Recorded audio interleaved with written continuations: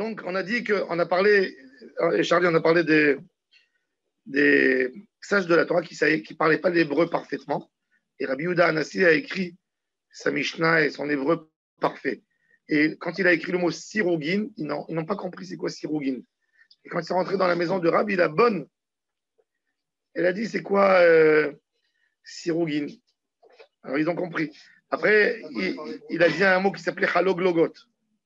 Et ils n'ont pas compris c'est quoi haloglogot. Et il a vu que c'était du par-pied, pour pied. Oui, par-pirini. שמוע לאמת דברבי דאמרה לי לאהו גברא דאבה כמבדר פרפחינה עד מתי אתה מפזר חלוג לוגח לא אהבו ידי רבנן מאי סלסלה וטרוממקה. C'est quoi le mot salsala? שמוע לאמת דברבי דאבת אמרה לאהו גברא דאבה מהפך במזיה אמרה לי עד מתי אתה מסלסל bisaraka, jusqu'à quand tu t'arranges tes cheveux?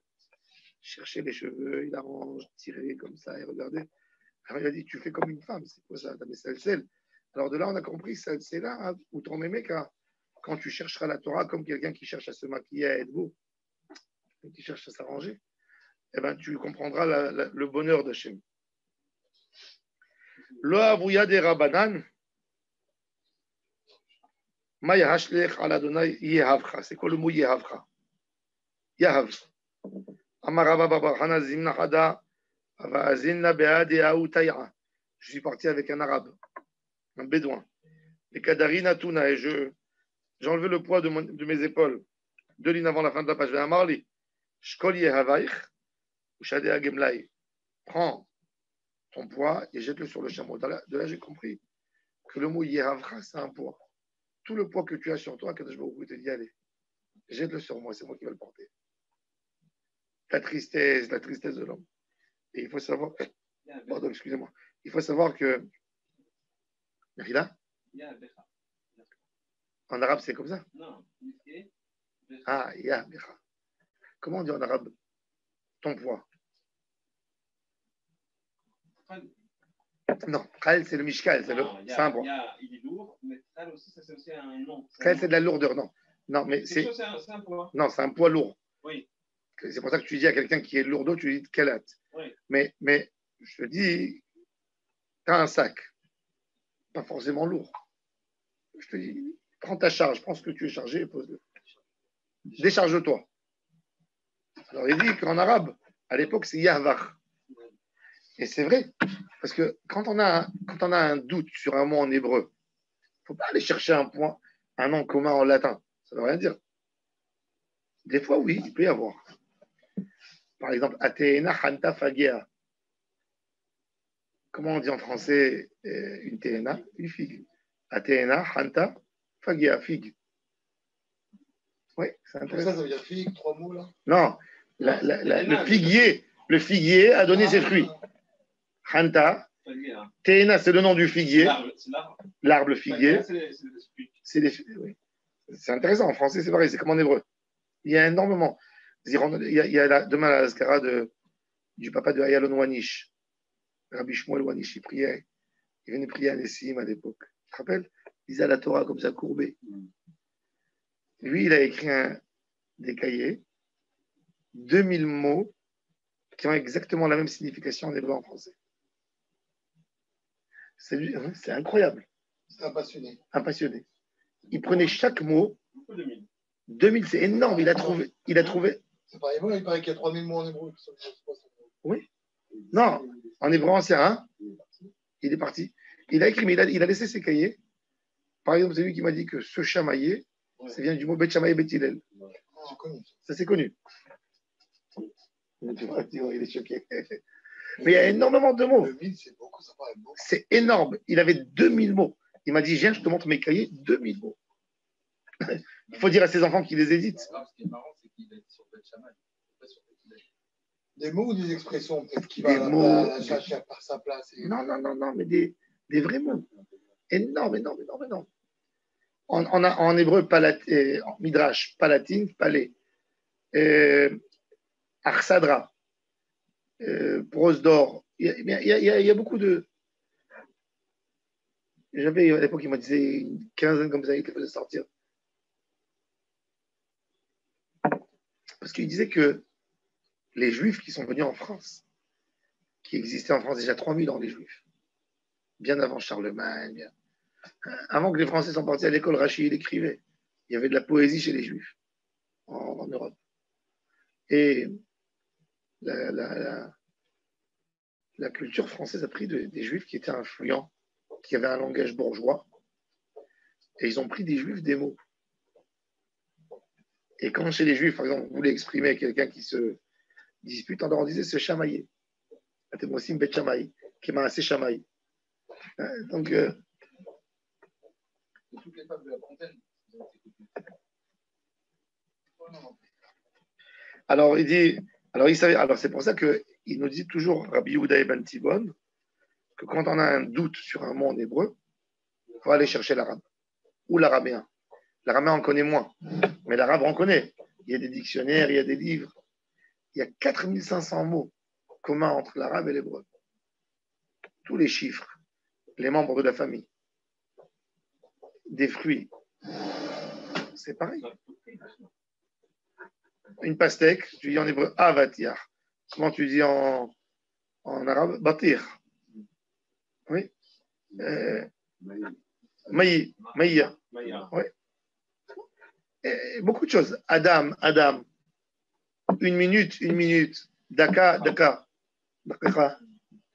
Ouais. Une petite minute. Ouais. Mais bon, mais énorme de mots. L'heure, Sa'a. Énorme. Celui qui fait la réflexion dans la tête, il apprend l'arabe en un mois, il sait parler l'arabe. Maqal, cool. Ouais. Sauf qu'il y a des qui disent cool, c'est de parler aussi. Oui. Oui, bon. Col. Il y a des. Par exemple, j'ai demandé à l'arabe, je lui ai dit, je voulais fumer. Je lui ai dit, Afia. Il m'a dit, non, Adak Kdouha. Kdouha, c'est quoi? Qui est Kadihabeapi. C'est fou. Comment on appelle la fièvre en hébreu? Kadahat. C'est la chaleur, le feu. Énormément de mots, énorme.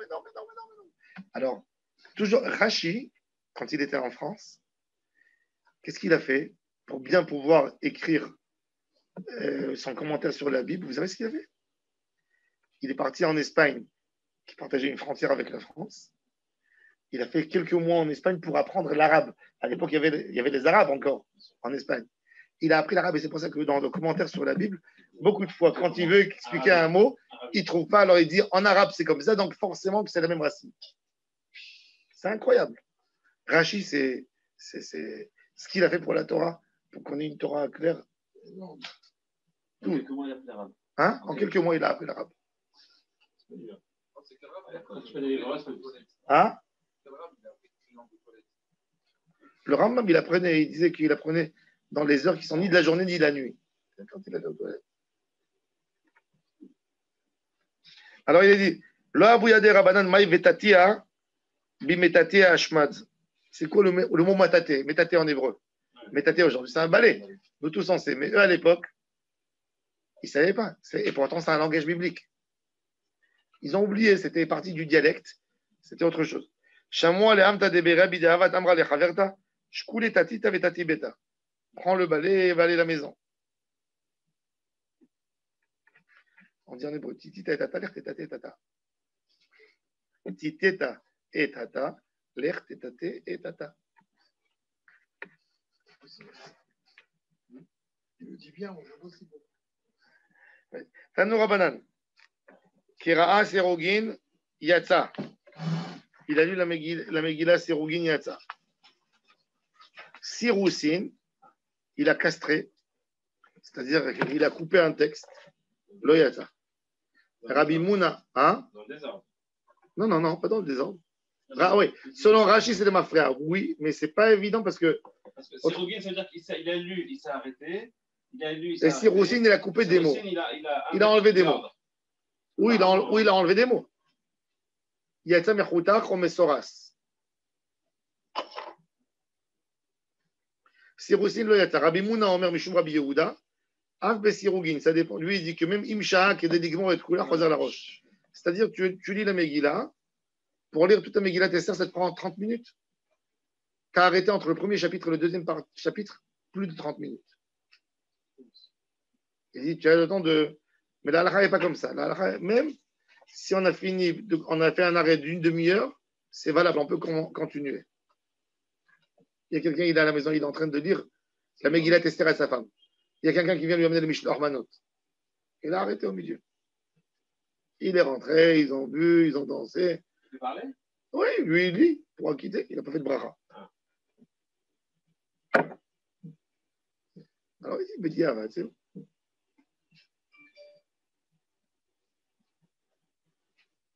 Amar Rav Yosef Alacha ki Rabbi Muna Shamar Mishum Rabbi Yehuda.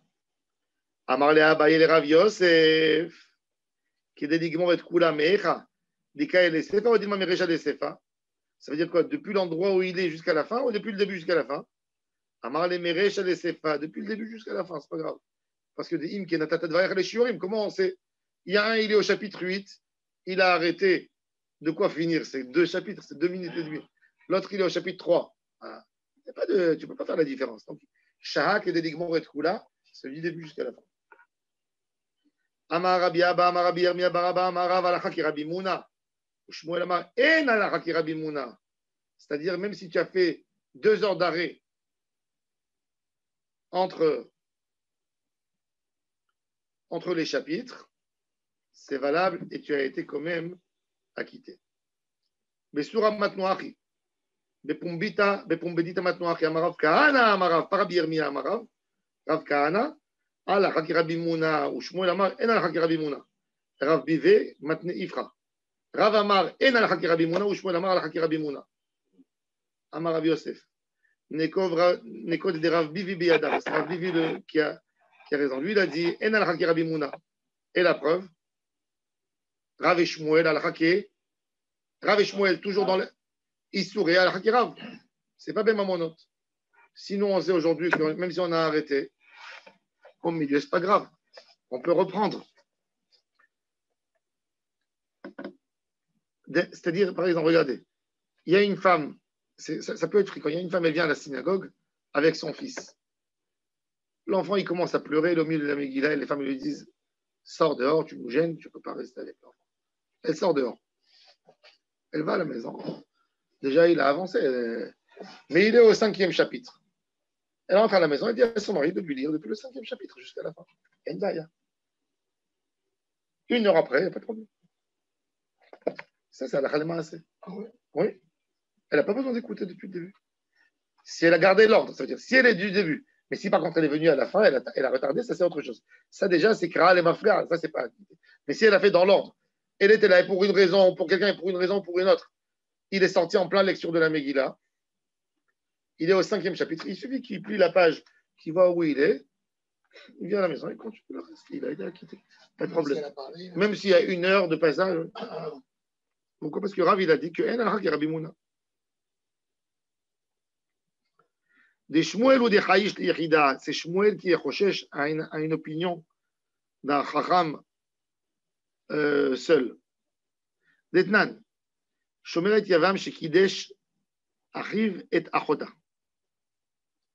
Il y a une Shomeret Yavam. C'est quoi?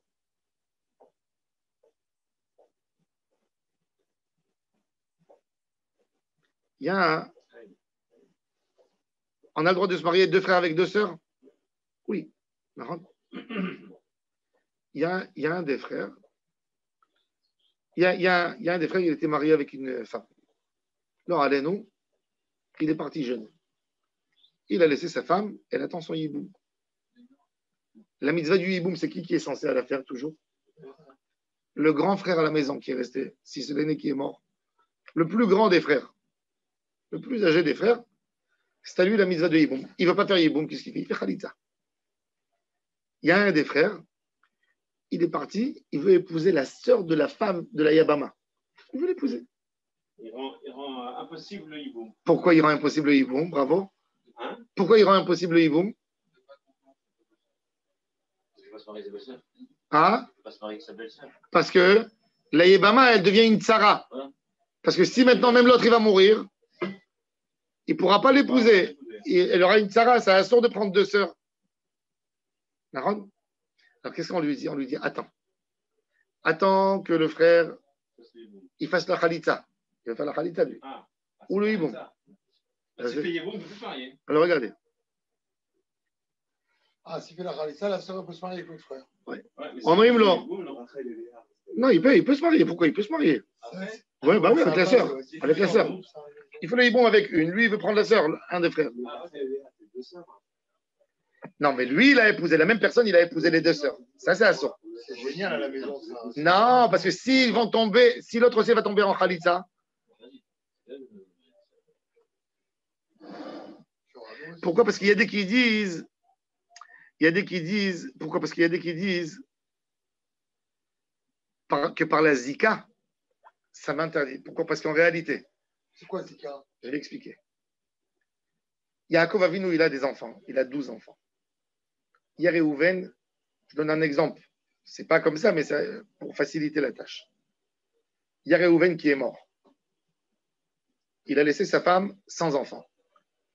Qui c'est qui doit épouser maintenant la femme de Réhouven? Shimon. Mais si c'est pas Shimon, ça peut être Lévi. La mitzvah, elle est dans tous les frères. Ils peuvent tous faire la mitzvah. Du plus grand au plus petit. Du plus grand au plus petit. Mais on dit, pour donner kavod, hommage aux frères, on dit, prenez le plus grand. En réalité, chacun des 11 qui sont restés, c'est un mari potentiel. Comme c'est un mari potentiel, il a une petite zika. On dit, c'est pas une vraie. Il a une liaison. Maintenant, s'il va faire un chidour avec sa sœur, c'est comme s'il a deux sœurs en potentiel. Il a un potentiel de Avera. T'as compris? Alors on lui dit, attends que le grand frère, il décide ce qu'il fait, ou Khalitza, ou Yiboum, ou ce qu'il fait, après tu épouses. C'est logique. C'est ce qu'il a dit. Vous savez qu'un homme qui s'est marié avec deux sœurs, tous les enfants de la deuxième femme, c'est tous des mamzers. Pas la première. Si elle est vivante. Hein? Si elle est vivante. Oui, non, même si elle n'est pas. Oui, si elle est vivante. Oui. Hein? Oui, mais les enfants, c'est mamzer, c'est pas goum. Non, mais c'est mamzer. Il rend mamzer. C'est une herva, comme la Torah elle appelle. Tout ce qui s'appelle herva, le mot herva, il est employé. Un homme qui est parti avec une ida, il ne fait pas l'enfant mamzer. Même qu'il y a des postes qui appellent ça une herva, mais dans la Torah, c'est. C'est pas une herva gmoura. Tout ce qui est écrit hervat, achot chalot égalé, hervat, ishte chalot égalé, hervat, tous ces enfants qui sont sortis de cette liaison, mamzer. Herva dodatra, herva. Je vous ai raconté quand j'avais 17 ans, un jour on m'appelle chez Rav Ovadia Yosef. On me dit il y a une famille française qui est venue, il faut traduire au Rav ce qu'ils veulent. Je rentre, je vois une famille, 10 enfants en train de pleurer. 10 personnes, pas des enfants, des hommes. Et je demande, alors on me dit traduis, qu'est-ce qui est. Et le Rav leur pose la question. En fait, le père, il vivait dans un village où il y a eu la alia du village entier, tout le monde est parti en Israël, dans les années 48-50.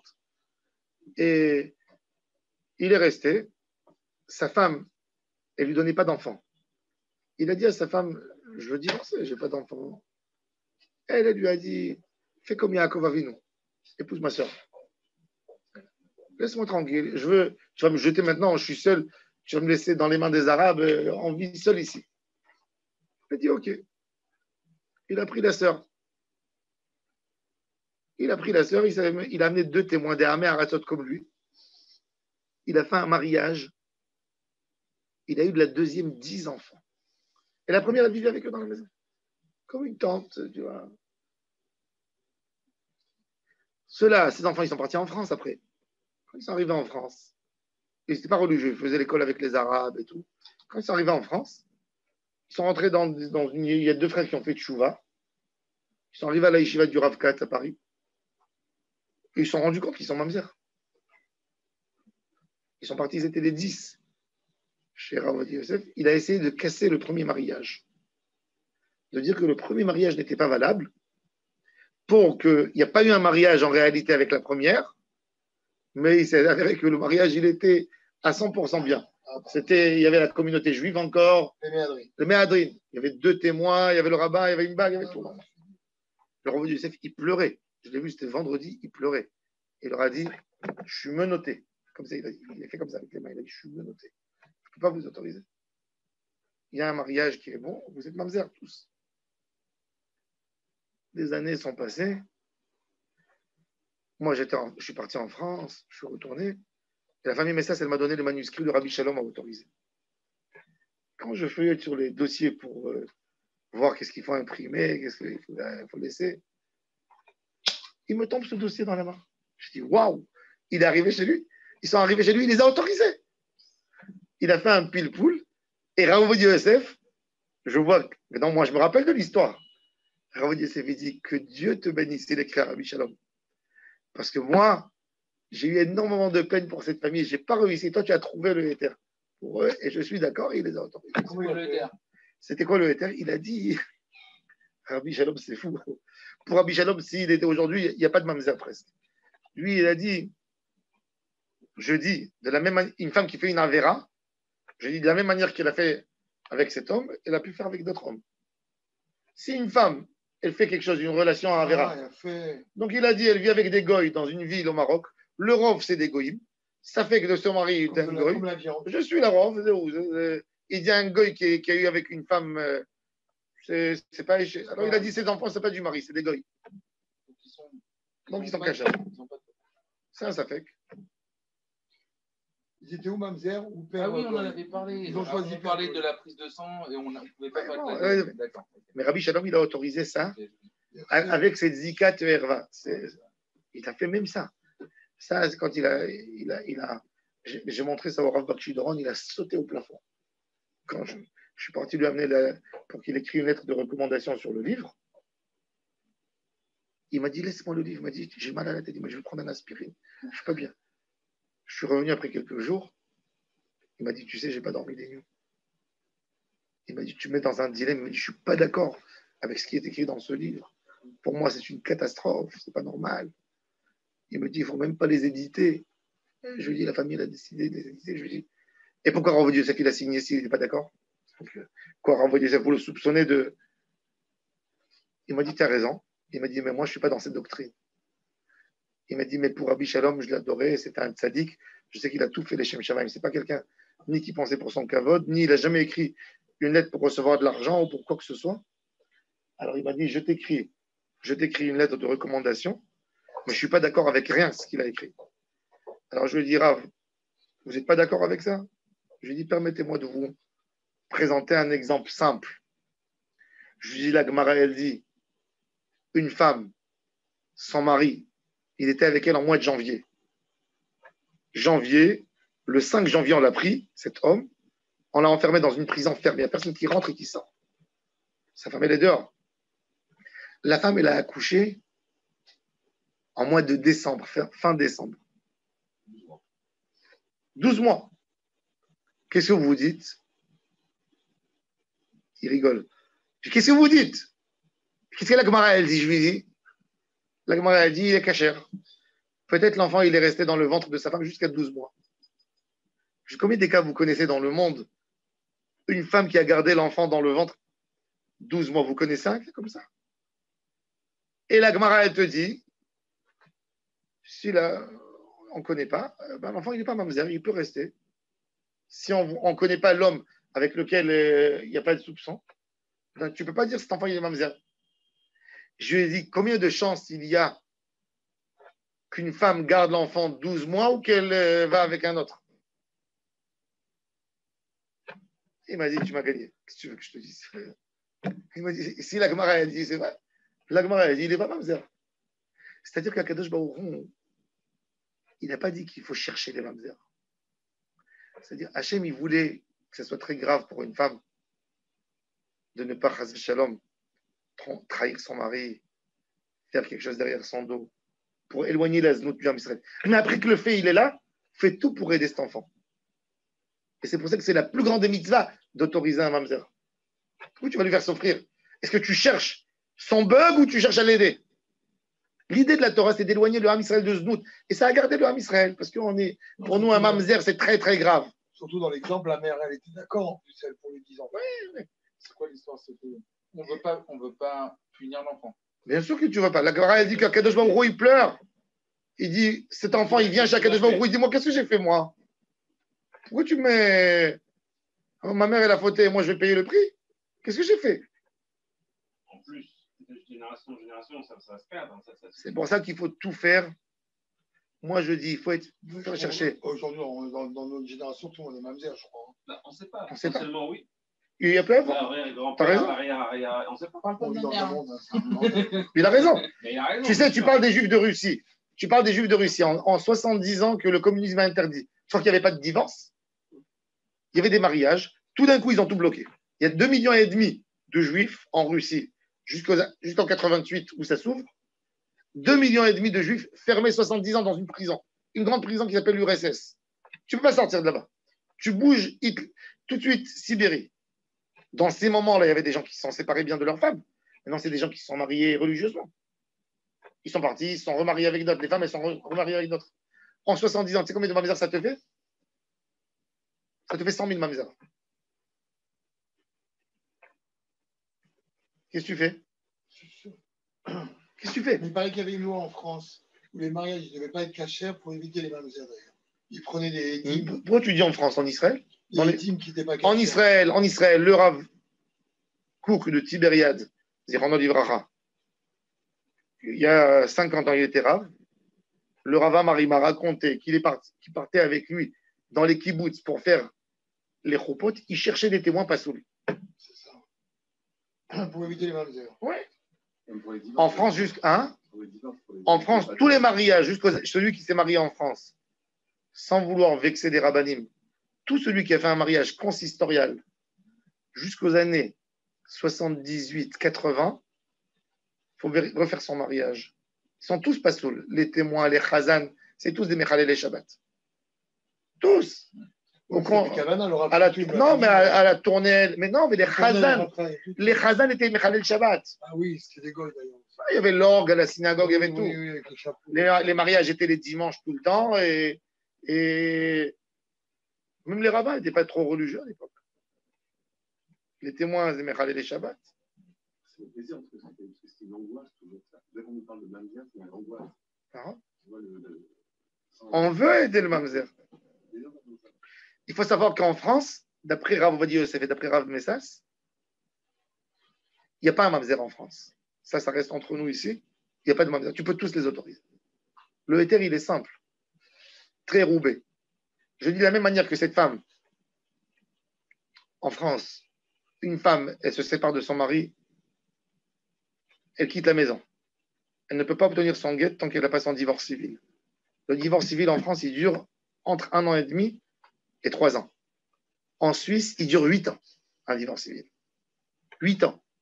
Tu as 5 audiences que tu dois passer. Et entre chaque, c'est tellement chargé, il y a tellement que ça prend 1 an et demi entre chaque audience. Et si tu n'as pas un bon avocat, ça peut rester 10 et 15 ans. Vous croyez que quoi? Une femme, qu'est-ce qu'elle va faire?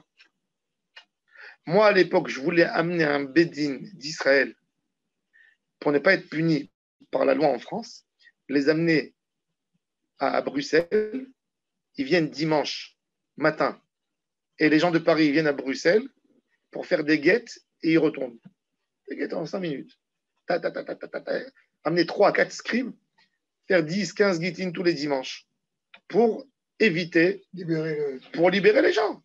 Une femme en France, son mari il est parti de la maison. Si elle n'est pas trop religieuse, même malheureusement, même si elle est religieuse, vous croyez que quoi? Les hommes, ils sont faits en fer. Lui, il s'amuse tout de suite. Et elle, 2 ans, elle va rester comme ça dans sa maison. Il faut sauver ces femmes. Même déjà les sauver d'une interdiction, parce qu'elle sera interdite après à ce temps. Elle est tombée amoureuse d'un homme qui est là pour la couver, pour l'aider. C'est là. Si elle a eu avec lui une relation, Asura la Baal, mais la Boel. Même s'il s'est marié avec elle, il a 5 enfants, il doit la divorcer. Sa première relation avec elle était Issour. Alors moi, j'ai dit, pour faciliter la tâche, je suis parti à Vrévibo à l'époque. Je lui ai dit, aide-moi à sauver les gens de la Havera ici en France. Faut Je lui dis- voir Nathaniel. Je lui ai dit, ils attendent 2 ans. Ils attendent 2 ans pour un divorce. Il m'a dit, mon fils, tu veux qu'on me tue? Comme ça, il m'a dit. Tu veux qu'on me tue? Comme ça, il m'a dit. Le Rav Bibo. Et malheureusement, alors bon, ces femmes, elles font attention au moins de ne pas tomber enceinte, j'espère. Mais ça prend du temps. Alors bon, on voulait les sauver, mais il y a des mamzerim, c'est sûr qu'il y a des mamzerim. Qu'est-ce que tu fais? Alors, tous ces mamzerim, il y a des femmes qui ont refusé. Il y a des femmes à l'époque, j'ai eu des dossiers du consistoire, que les femmes, elles refusaient de venir prendre le guet. Parce qu'elles disaient, le mari, il est branché avec les rabbins. Moi, j'ai eu une histoire d'une femme. Sa fille, elle venait dans mes shiurim. Le mari, il était fou furieux. Il souffrait de la maladie là, des 2 extrêmes. Bipolaire. Bipolaire, il était bipolaire. Il prend sa femme 6 mois après le mariage. 6 mois après le mariage, il apprend, il dit, chérie, viens, on va aller manger au resto. Quand elle rentre dans la voiture, il lui dit, on va monter ensemble au ciel. Il sort sur le périph' et il va dans le contresens. Au périph'. Il fait un tour, il veut se suicider, il cherche une voiture. La femme, elle n'a pas connu son mari, elle est comme ça, parce qu'il prenait des cachets tout le temps. Sa mère, elle venait lui donner tous les jours. Il ne comprenait pas pourquoi la mère, elle venait tous les jours. Il est dans un moment où ça tourne un peu, elle ouvre la porte, elle se fait jeter, elle se casse l'épaule. Et lui, donc il arrête la voiture et il ne meurt pas. On l'amène dans l'hôpital parce que c'était la crise terrible. Elle sent que la mère, elle lui a menti. Elle lui a jamais dit le problème que son fils a. Il s'avère que l'enfant, il était 6 mois. Et elle se remplit tellement de haine qu'elle fait un enfant. Elle fait un enfant. Elle refuse de voir cet homme. Elle ne veut même pas le voir en rêve. Elle ne va pas au Beddin. Elle vit avec un autre juif. Elle fait un enfant avec lui. Une fille. Elle fait une fille. La fille, quand elle arrive, elle a 25 ans. Elle va au consistoire pour s'inscrire au mariage. On lui dit, il y a le guet de ta mère qui attend ici. Elle a jamais parce que le mari, rien qu'après 10 ans, il était d'accord de donner le guet à sa femme. 15 ans, il n'est pas venu réclamer son guet. Donc, de toute façon, il faut qu'elle vienne. Donc, la mère, elle vient, mais il lui dit après, mais de toute façon, t'as été quand ta mère a été mariée encore. T'es mamzer. La fille, elle fait une tentative de suicide et tout ça. On lui dit, tu ne peux pas te marier. Le garçon, il vient chez moi et j'ai écrit sur le bipolaire. J'ai fait une étude sur le bipolaire et j'ai prouvé que quand une femme, elle savait pas que son mari il avait un traitement médical. Quand c'est une petite dépression, tu acceptes. Tu peux vivre avec un homme que de temps en temps, il prend des antidépresseurs. Mais quand c'est à ce point, elle ne savait pas. Vice caché. C'est un vice caché. Ça annule le mariage même 6 mois après. Et sur ça, j'ai eu l'accord du Rav Ovadia Yosef. Ça, c'est moi le premier qui a abordé ce sujet qu'un vice caché, point de vue malade mental, il peut annuler un mariage. J'ai eu sur ça 3 rabbinim qui ont été d'accord avec moi, le Rav Boharan de Yerushalayim, le Rav Amar et le Rav Ovadia Yosef qui m'ont signé les 3. Et on a autorisé cette femme. Baruch Hashem, elle a des enfants, elle s'est mariée.